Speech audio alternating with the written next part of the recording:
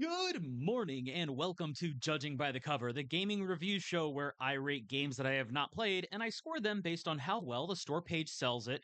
Since I have no formal journalistic credentials, I feel I am uniquely qualified to pass judgment on the hard work and dedication of other people. So, today we are filling out the last of this month for looking at bundles with Atelier Ryza. What's it called? Secret Trilogy DX as a bundle. So this is coming with basically a remaster, re-release of sorts of the three Atelier Ryza games, which the Atelier series is a franchise that I have no former exposure to. This is one that I have not seen. I'm basically going completely blind here to see what we're looking at with this. And aside from the little bit that I've looked into it specifically for this review, we do have some points of contention here. Like, I do think the games up front, they look stylish, they look flashy, very much that kind of anime boom aesthetic, which can be off-putting for some people, I understand, but for people who enjoy that kind of thing, maybe the visual and the narrative structure is something that they would be into. That said, we're going to go ahead and jump right in to our analysis here, starting with the store description of the bundle page. And we are also going to look at the individual software bundles here, but I also do have some notes about the original releases and the marketing structure of those and how those might impact the overall review for this bundle. So this bundle comes with three games: Atelier Ryza, Ever Darkness and the Secret Hideout, Lost Legends and the Secret Fairy, and Alchemist of the End and the Secret something. It's on that last one there. Secret Key. It tells us an unseen summer awaits, and this is also shown in the trailer. A definitive edition of the Secret series, Atelier Ryza Secret Trilogy DX, complete with new stories, playable characters, and features. This set features all three Secret Series DX titles for a discounted price.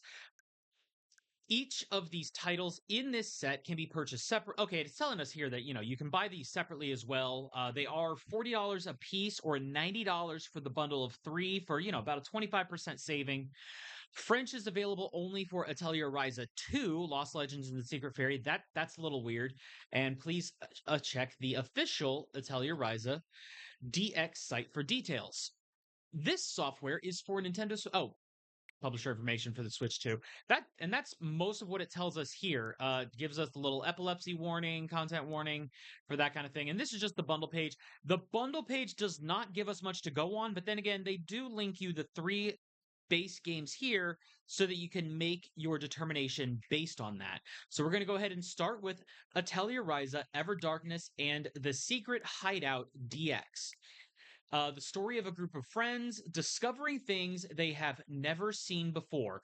This edition includes new stories, playable characters, and features that have been added to Atelier Ryza, Ever Darkness, and the Secret Hideout. So it is actually adding content and adding extra features on top of the base game.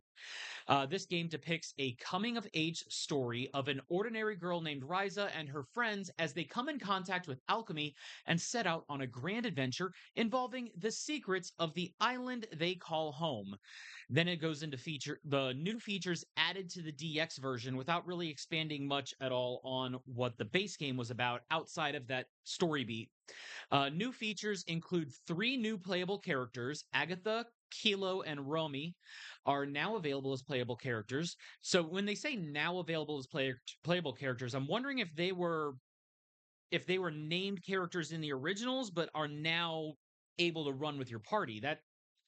That's a little unclear there, at least from the outsider perspective. For somebody who has played this game before or maybe is familiar with the series, they would probably have a completely different perspective on that.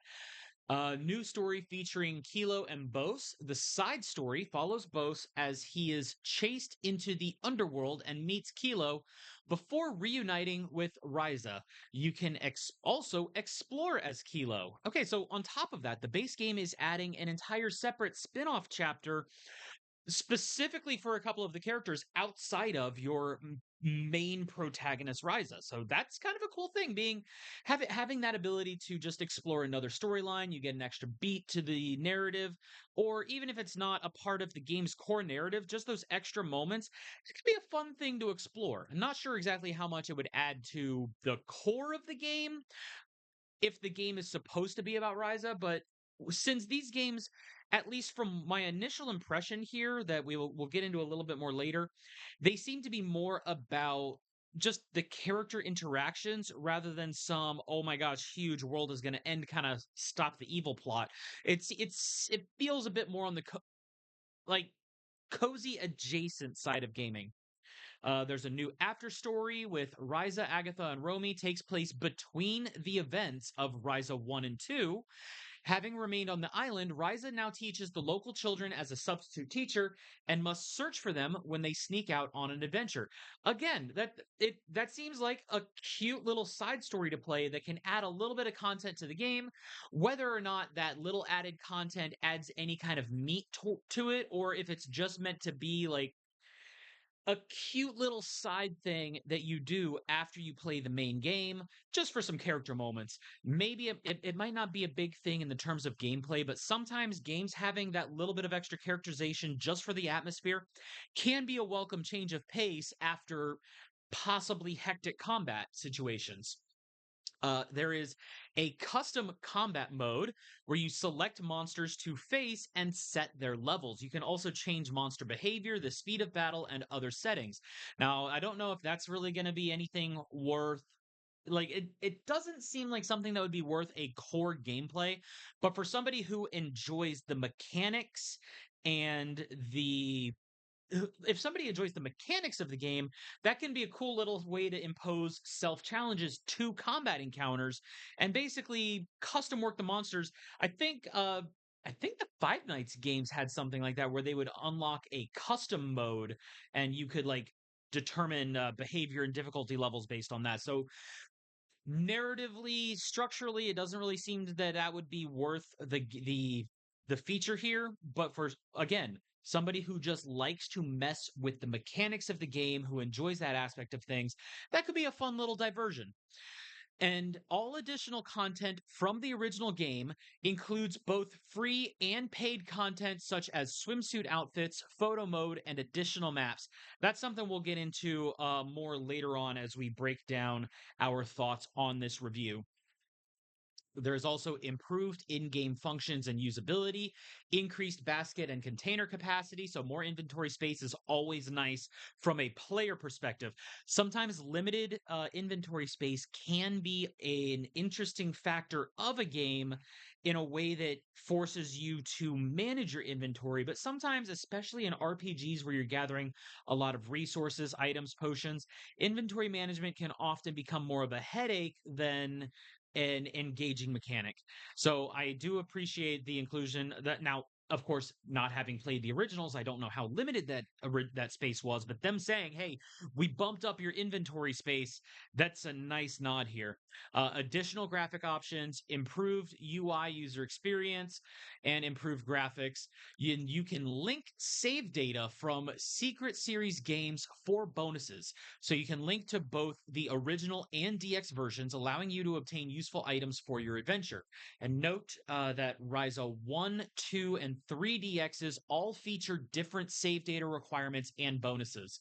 Now, that strikes me as a little bit of a mixed bag because remember, we are under the listing for the first game in the series, and it's telling us that each of the three games has bonus stuff that you can get based on your save data for the other games. But these games are set in a chronological order, which means if you're playing them in chronological order, your Ryza 1 save data will have no bonus features from Ryza 2 or Ryza 3 until you actually play through those. But if you're playing them in chronological from start to finish, It might feel weird. Now, some people do love to replay their games. There's nothing wrong with that. Or even go, if you can get them in your save data, like after you get to your end game save point, and maybe you just go back and get those bonus features for that if you want to play like late game or end game content. That could be a cool thing. It just seems kind of weird that they're saying that all of them are getting bonus in-game bonuses for other save data instead of something like where certain game series, I think Golden Sun and Dot Hack were big titles for this, where your save data could carry over from one game into the next to basically give you a jump start or give you a stronger baseline, or at least carry over your items, inventory, and characters for that. Whereas Ryza 1, 2, and 3, it's like, okay, well, what what should I expect in Ryza 1 for completing Ryza 3? It chronologically it doesn't make too much sense in that regard, but if it's just in-game bonuses and not like some kind of, oh my gosh, you're unlocking huge benchmarks here, it's a weird thing to tout here. It is cool that they have it, but it does lend a little bit of curiosity as to like what exactly that's supposed to be about, without me looking up any kind of spoilers, Reddit's reviews, like not trying to get into those things because we are basing this on the store page's information. So that's Ryza 1 here. Now, it does say that it includes all of the DLC from the previous games, which is going to be an important factor in our judgment of the bundle and the series as a whole. At least the Atelier Ryza series, because as I've found in my little bit of research, the Atelier series has been around since the 1990s, but as opposed to being something where it's like you really need to try and go as far back as possible to get the idea of what's going on. I do appreciate that the series appears to mostly be run in a manner of trilogies, and this being the Ryza trilogy, you could basically pick this up having never played a Ryza game, at least as it's advertised, if you go with these games. Now, Ryza 2, Lost Legends, and the Secret Fairy DX. We're going to go ahead into this description here. Even if my strength is lost, I will always be by your side. This edition includes, now this one, they're skipping the description of the game itself and going straight into the features here. The edition includes new stories, playable characters, and features that have been added to Atelier Ryza 2 and the Secret Fairy. That that line feels like it should be later on the page after they tell you about the game itself. Set 3 years after Atelier Ryza, the game tells the story of matured Ryza and her friends as they reunite and have new encounters, all leading into an important decision. The story of Summer and Youths begin anew. The new features added to the DX version include two new playable characters. Empel and Lila are now available as playable characters, a new story featuring Empel and Lila. So you get a new side story, just like in the first one, that separates them from the group so that you can get to know these characters in particular. Follows Empel and Lila as they search for the gate to the underworld before they reunite with Ryza. And you control Lila as you explore both familiar areas and a new map. The custom combat mode from the first DX game is coming back in this one. Fee will help you on your adventure. Fee will now follow Ryza as she moves around the field providing support. Fee expands a range of the sensor map, restores HP after combat, and helps you out in other ways too. Now, this line, or this point in the store page is written in a way that assumes you have played the first game, if Fee is in the first game, or that you have played the original Ryza 2. And that, I don't, considering that, like, the just putting the name there, Fee does this and is like, okay, that's nice. It's a nice feature that you have this extra support outside of combat, in between combat, but all they do is drop a name. They could have done a little, like, added a little description in there so that the uninitiated have an idea of what's going on. All additional content from the original game, with the free and paid content such as swimsuit outfits, additional maps, recipes, and more, improved. increased basket, all of the same stuff from the last game. Revised requirements to view events. That's a new one in here. Improved spirit beast functions, which I'm guessing that's what Fee is a spirit beast. However, that's supposed to go in there. Link save data from secret series games for bonuses, just like the other one. And of course, it is also purchasable as part of a set because we are reviewing the bundle here. Now, that being the case, that's a cool little situation we have going on here for this. The description tells you a little bit. It doesn't go into too much about the game's narrative.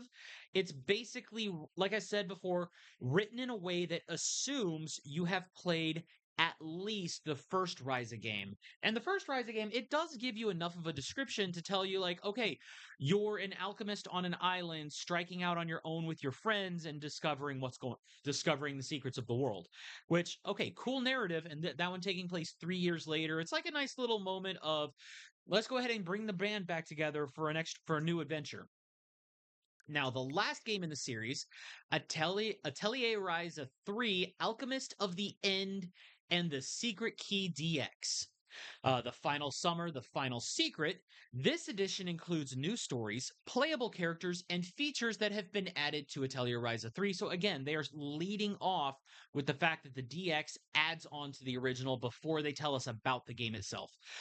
Set 1 year after Atelier Ryza 2, this game follows the final summer adventures or the final summer adventure of Ryza and her friends as they learn about the origins of alchemy and discover the mysteries of their world. Now, this right here, I know that the Artillery series is a long running series. Like I said in my research, I found that it's been in production since the 1990s on the PlayStation 1, at least for their Japanese releases. The global or US releases have been maybe a little more recent in recent years, but then again, localization and everything, since they run it all on the subtitles, perfectly serviceable. You get a lot of, especially when you can pull your backlog and release it to that global market. It's not a bad thing. But they are telling us that with this situation, and I've seen this in other games too, like it's something along the lines of the Etrian Odyssey games, where each Etrian Odyssey is its own standalone game, but having played through one of them the whole way through, you kind of start to like that playing one game basically exposes the secret of the world. So then if when you uncover the same secrets across multiple games, it's like, okay, I kind of saw this twist ending coming because you already had that secret from the earlier games.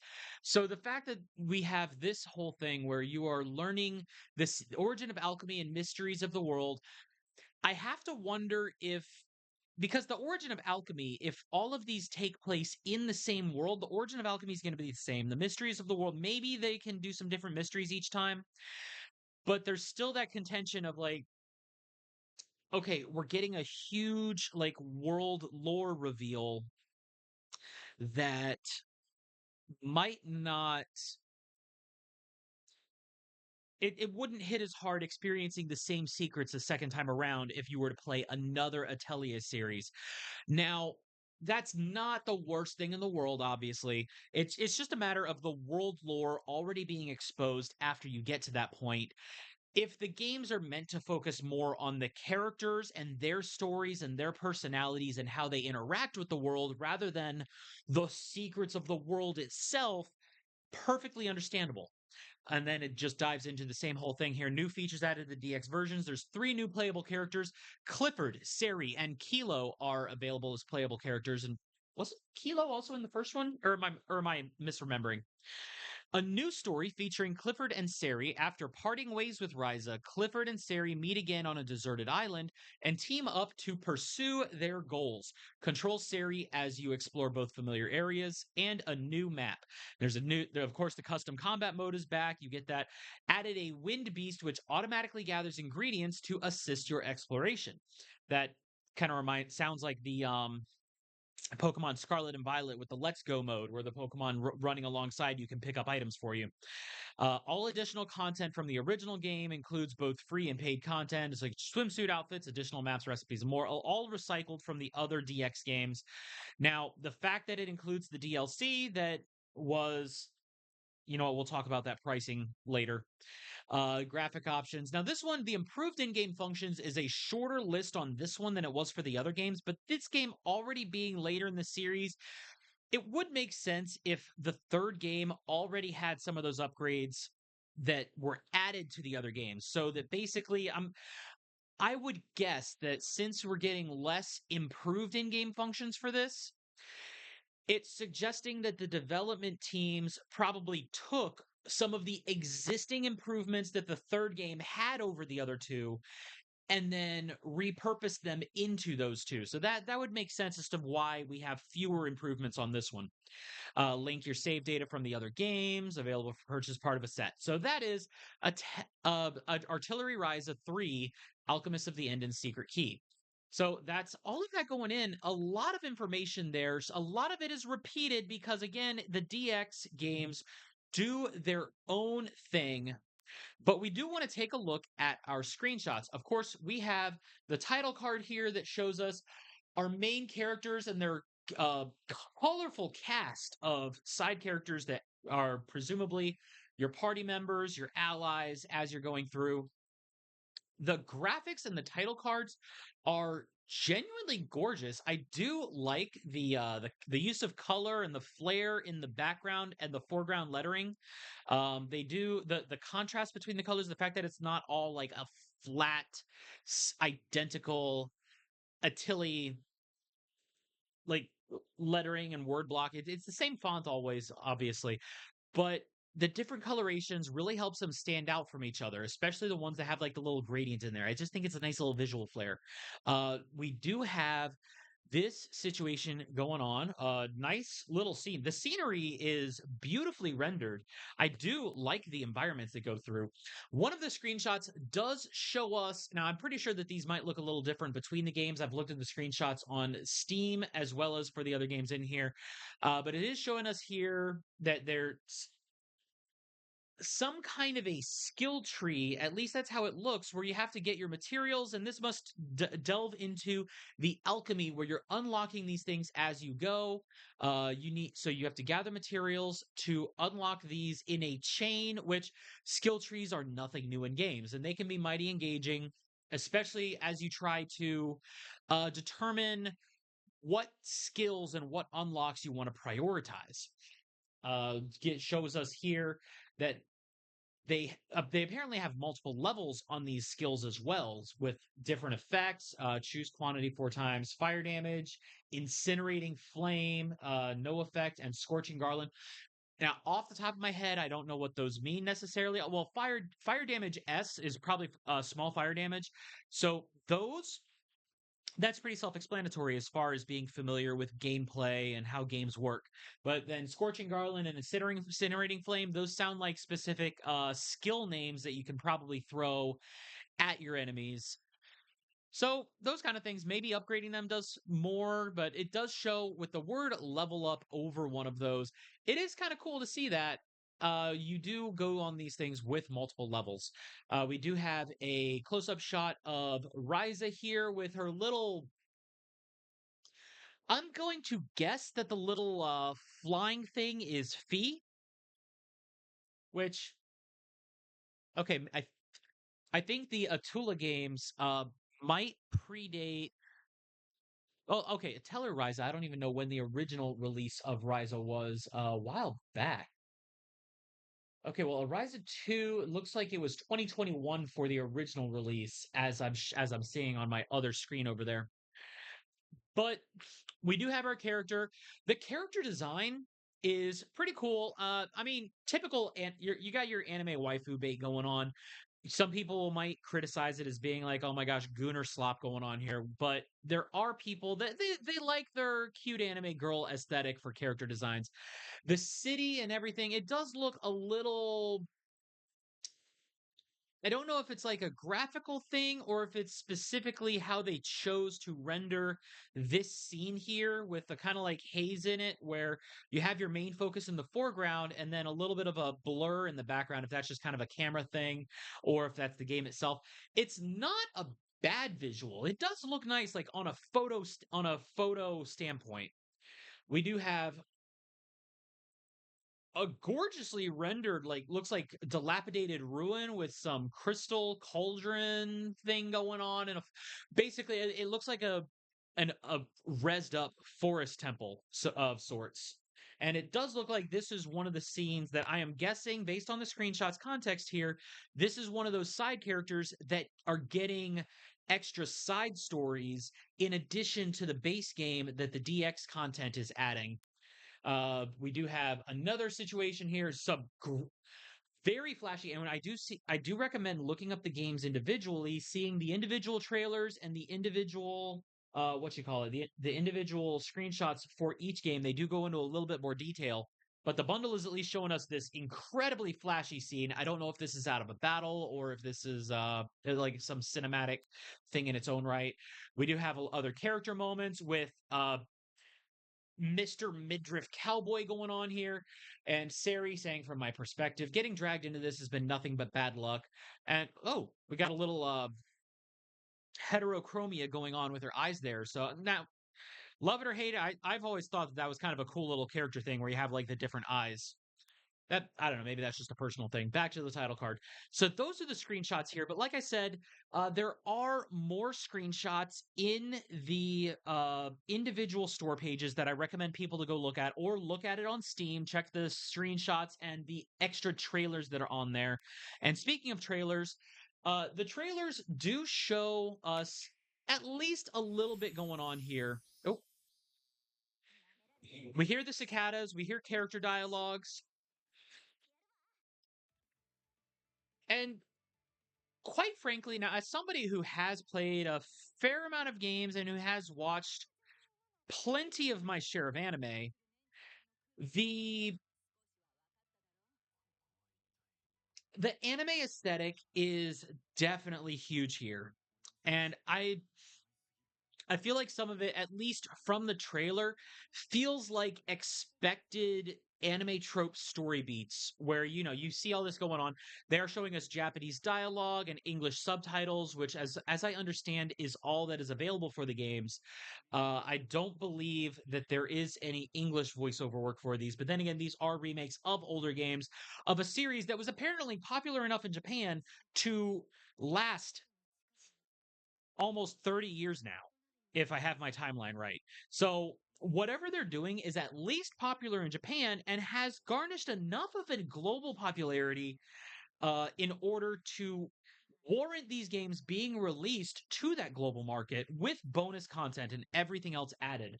So the trailer does give us a little bit of the cinematic stuff going on here, some funny moments. We see our midriff cowboy stuck in the ground like Sokka in Avatar: The Last Airbender in that one scene. Um, the trailers do look like they mostly give us cutscenes, while we do see, if you now this is a normal contention that I have for the Steam or for the Switch pages in general, because we are looking at this on the Nintendo Switch eShop, but the series and all of that is also available on Steam, which I've briefly looked at. Steam does give us more trailers. I believe the Steam page gave us trailers for each of the three individual Ryza DX games, in addition to the Secret Trilogy Deluxe pack, as well as showing us screenshots, some of which included actual battle interface screens where it, just like an RPG, classic RPG format, like you would expect, you got your character portraits, your health bars and everything across the bottom of the screen for your party. And I think some stuff showed some monster health bars and stuff on their screen as well. So they are showing us quite a bit on the Steam page, more so than the Switch page, because the Switch seems to really not like giving us the full trailer breakdown that could be made available. And considering how their structure is on the Switch eShop, it's kind of weird that they do that.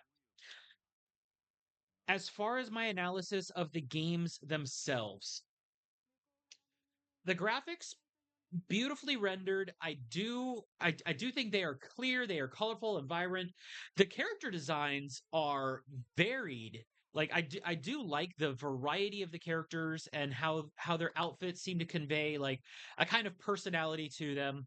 Again, some people might look at them as a little bit of goon, like just anime waifu gooner stuff, particularly like we see on the screen here with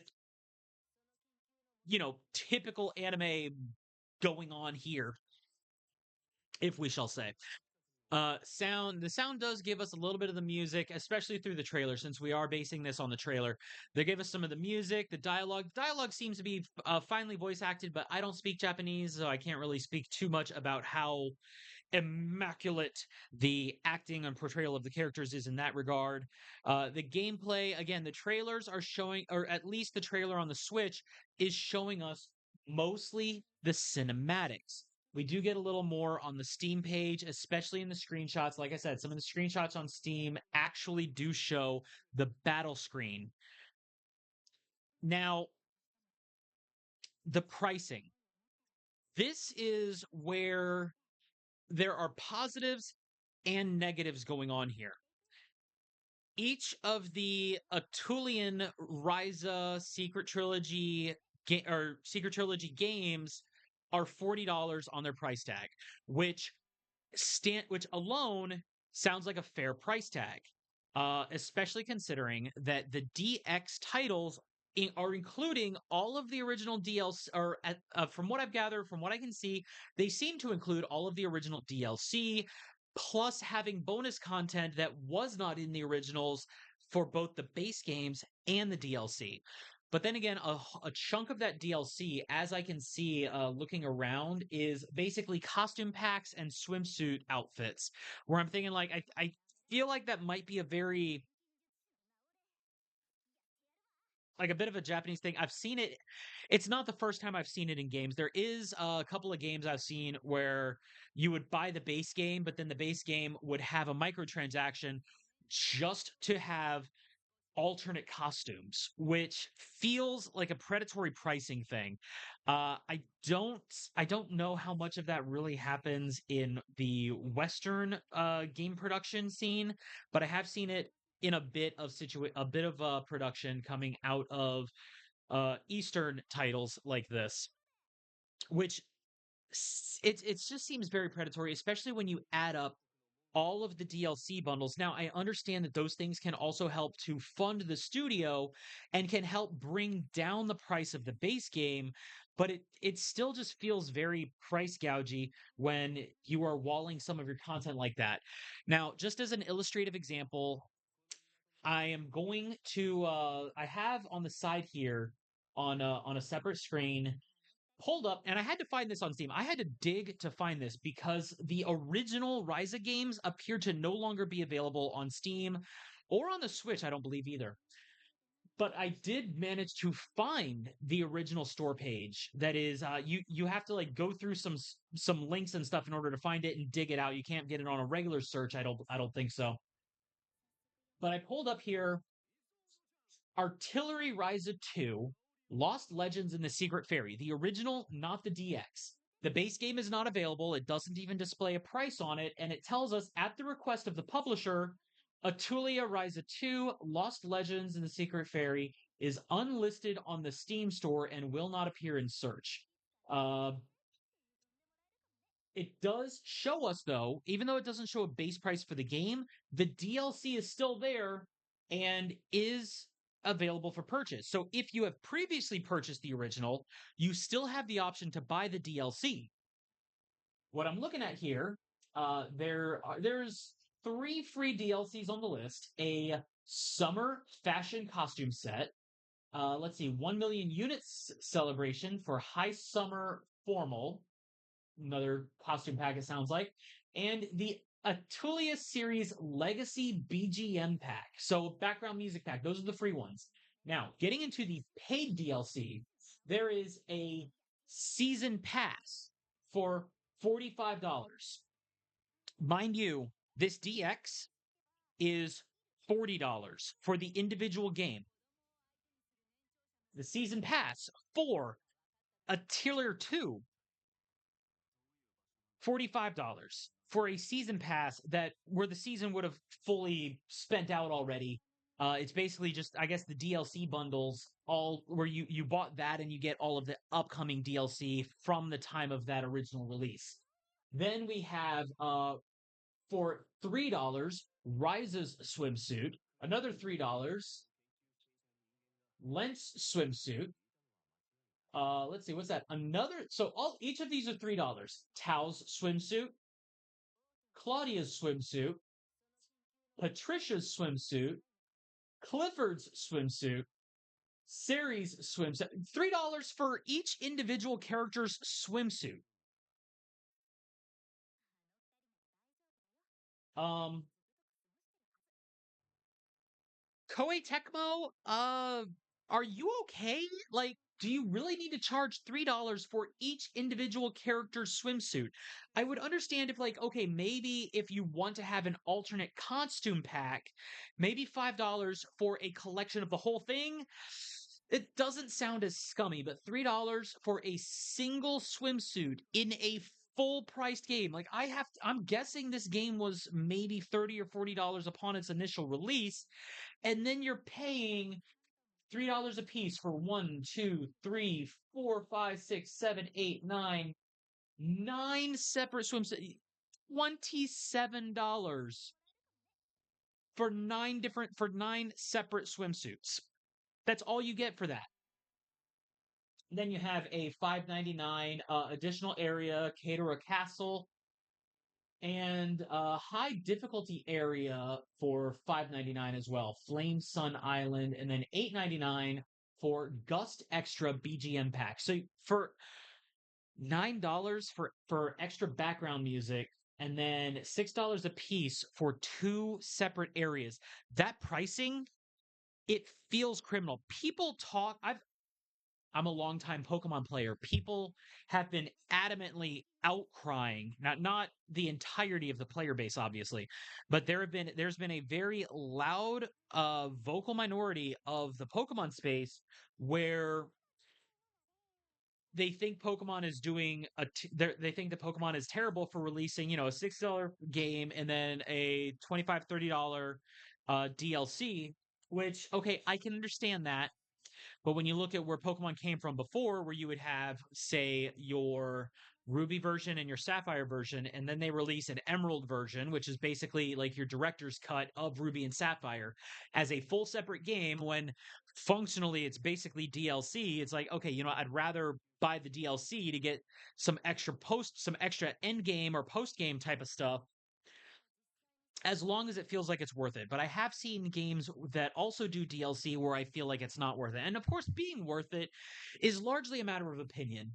But the fact that this DLC is adding two separate areas for $6 a piece, background music for $9, and a gaggle of swimsuits for $27. You can purchase all the entire collection of all of this and then the season pass $95 on Steam to get the entire DLC bundle of the original Ryza 2, and that is still available for purchase on Steam if you have previously purchased that.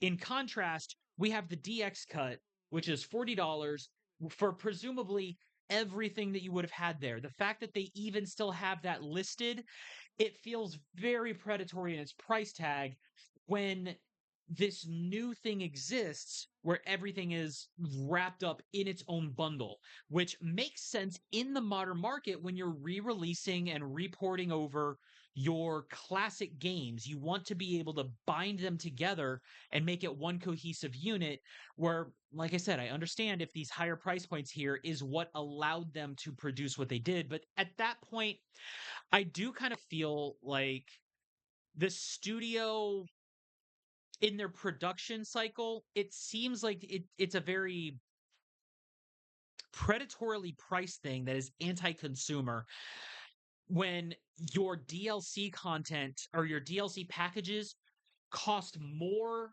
than twice the amount of your deluxe edition release. And that's just the DLC, not even the base game. So the pricing is what's really going to hurt us here in this review. And I know I've spent a lot of time on this. Gonna take a brief moment just to touch on the store page differences. Now, the Steam page, again, trailers and screenshots appear to be appear to give you a lot more information on Steam, but the base information is still the same between Steam and the Switch. So that's good that we're still getting the same amount there's the same information as far as a buyer, but I feel like the Switch would have done well to at least have the made the effort to go ahead and include those extra screenshots, those extra trailers. If we go back down and look at this one here, they don't even include the trailers for the individual games on Steam. The artillery games, they look good. Oh, in fact, like I said earlier, this the Steam store page showed this here. You have to go into the individual game to get this shot here, where you can get a snapshot of what combat looks like. It is laid out pretty clearly. I know this is a big part of the UI, especially in active action based combat, where you can look on the screen and see all of the information at a glance. Like we see our party of three, we see their health bar, their energy bar. Presumably that's what all this is. But you also see enemy health and energy bars. So that's kind of cool that you get to see that on there. But it does look a little crowded, a little cluttered with all of the light flares in there. It looks flashy, but it looks like I can kind of see where this budget went, making the battles look this flashy. It looks good, I will say that. And the environments are gorgeous. The character designs, they are cool character designs. I can get behind the work that went into making this, but it feels like they put so much budget into that in order to recoup that, they were forced to, or it I don't want to accuse corporate greed of trying to milk the profits out of this, because I don't know how much this kind of thing costs to make. Maybe recouping losses for this kind of production required them to do that kind of pricing. Maybe because these games were initially released in Japan, which is a much smaller market than the rest of the world, and then when they release it to the rest of the world, they don't get as much of a sale out of that. But then again, that kind of pricing where your DLC collection for a single game is $90 to what could have been a $40 base game, I can kind of see why a global market might not be as interested in picking this up, because a lot of times, like, yes, the base game is likely very much enjoyable and complete in its own right, but then when you have that much DLC, you as a consumer might feel like you're missing out if you don't go and buy that as well.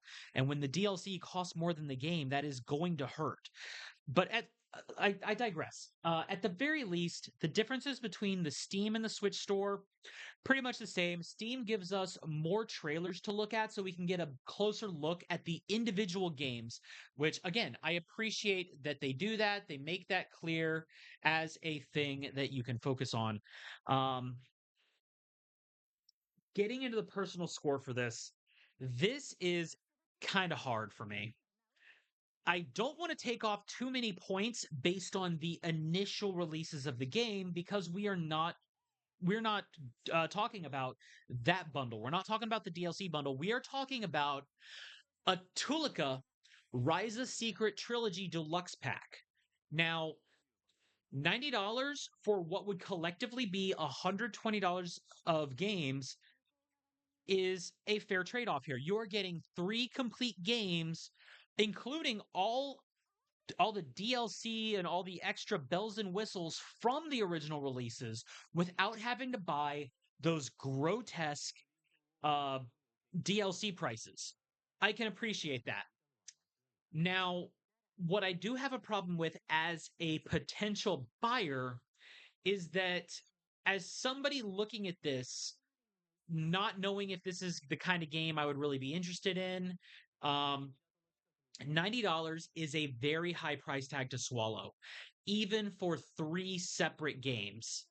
$40 for a single game, I feel like that is fair based on what I'm looking at, and the fact that it is, even though it's a re-release for somebody who has not played these games, $40 for one of these.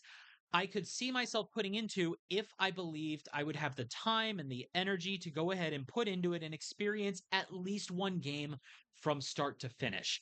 Even if that means I'm not going to be getting the extra little bonus items or whatever I would get for linking the Deluxe game save pile files. So the $40 fair price for this kind of collection of the single game. $90 for the collection also seems fair. Maybe if somebody has played one of the Ryza games, but never picked up if somebody played Ryza 1, but never picked up Ryza 2 or 3 because of that exorbitant DLC cost factor, this would be the kind of thing that they could go for. But for somebody uninitiated who has never played an Atelier game, it just seems like too much to go on. As an outsider looking at this, I'm going to rate this bundle a 5 out of 10. That's not to say that there is not an audience that I wouldn't recommend this for. For myself, I would not spend $90 on this bundle. The games look interesting. They look flashy. They look well developed. From what I can see here, some people who have played them might have like other issues with maybe if there's some bugs or some crashes or stuff like that. Things might not always translate well when they go and port things over into their DX editions. But from what I can see, it looks like a fair bargain, just not something that I could justify myself putting into to buy 3 games when I don't even know if I would really be that interested in one game. Especially with some of the issues that I'm having here. Only the Japanese voice acting. If they're going to have the voice acting, I would personally prefer to play in the language that I speak and that I communicate in. For some people are subtitle purists, where if it was made in Japan, then being in Japanese is the only proper way to experience it. And for people of that opinion, I respectfully disagree. I just have a preference for how I like to enjoy my games, enjoy my shows, my content, and stuff like that. Yet other people can enjoy things however they want. That's just a personal thing. But again, these are makes of slightly older games, so it does kind of make sense. It's like, okay, I can see why they wouldn't have gone and tried to rush and grab English voice actors to fill a game when it's already been completed. It's already been run. They would have to basically hire on a staff and try and dub them over every voice role throughout the entire game after the fact. It might be a little production wise, it might be a little on the difficult side and expensive side that would actually jack up that $90 price tag a bit more just for the sake of a possibly slightly limited global market. Again, like the the global market can be a very fickle thing. Now, I will say for the games themselves, like I said, they look great, they look flashy. Some of the stuff on the screen looks a little busy. It looks like there might be a little too much going on the combat screen. Maybe that may I would love to be proven wrong on that. But for a $40 single game price tag, I would wait for it to go on sale before I go and buy one of the games in order to give it a look. But it's that $90 price tag here, and there is a little bit of that sour taste where the original releases had such predatory DLC practices. At the very least, I can maybe throw that out. But for people that did buy the base games and buy it, for people that bought the huge DLC, the wall of DLC on that, for if anybody for Ryza 2 paid the $95 for that package of all the DLC, including $27 worth of swimsuits, I would I would advise somebody who played that, especially if they still have access to the game and all of the original content, they have no reason to pay $40 for another release of the game unless they really, really want that little bit of extra bonus content that is touted in the store page here. And even then, I don't know that that extra little bit of content is even worth the $40 on and then playing through from a ground zero save data in order to get there. But again, that's on Steam. We have this one on here on the Switch eShop, and the bundle is also on Steam. Same price tag, $90. If somebody has played, like if somebody bought one of the original Ryza games and enjoyed it, but never continued the series because of the DLC pricing, this is probably the best way for you to experience the game in its complete glory, at least how I'm judging it here. But overall, I'm rating the bundle a 5 out of 10. The games, I think for the individual releases of the games, I would bump up to a 6 to 7. They look interesting enough. The way the games appear to focus more on the characters rather than, oh my gosh, huge global threat going on. Like it seems more about the characters' interactions and the characters' personal sense of discovery as opposed to as opposed to like some huge save the world plot, which as far as your fantasy RPGs go, that's kind of refreshing. I wouldn't mind like a more lighthearted romp of a game. And like I said, if maybe Ryza 1 or if an Ocarina game does go on sale, even if it's not Ryza, if it's one of the other ones, it does appear that any of the one like Ryza 1, Sophia 1, and anything along those lines, if it goes on a substantial enough sale, I might actually give it a look. But it's a big might. It would have to be a really big sale for me to get those. It's not something I'm going to wish list or keep my eye on. But for at least for the people who have the appreciation of the games themselves, or if somebody has played another one of the Artillery series and they've never looked at Ryza, like they never had the chance for Ryza, maybe this would be their chance for that. But as somebody coming in from for an entry point of the series, $90 is simply too much to buy into the series when I don't even know if I would really feel satisfied with the $40 single game price tag. If anybody out there has any input on your side, like let me know what you think. If you have input about the base price, the bundle price, or the DLC of the original releases. Oh, it I seriously feel like I'm about to throw up a little bit in my mouth just thinking about that.